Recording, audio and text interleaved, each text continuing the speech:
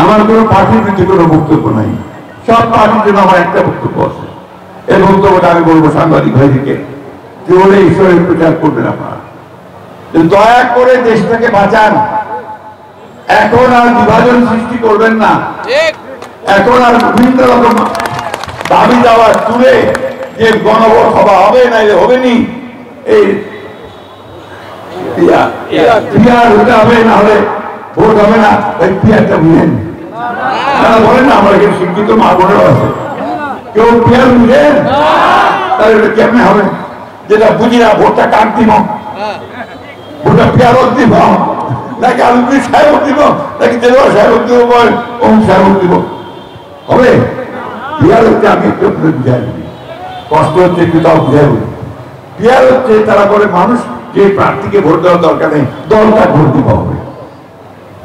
দলটা ভোট দিলে কিন্তু জানেন কোনটা আমার প্রার্থী, আমার ক্যান্ডিডেট কোনটা, আমার কাজ করবে কি, আমার এমপি কি, আমার এমপি যদি না থাকে আমি যাবো কাজ করতে, তাই না?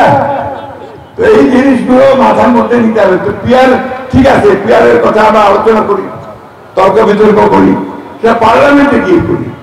আমরা বলেছি যে আসুন এটাকে আমরা নেক্সট পার্লামেন্টে তর্ক বিতর্ক করে যদি পিয়ার দেশে তো চায় তাহলে আমরা সেটা করবো না। আমরা শুনিবে না, ওনারা মিছিল করেছে, মিছিল করেছে, প্রত্যেকে মিছিল বাড়ি করেছে, পিয়ার চাই, পিয়ার চাই।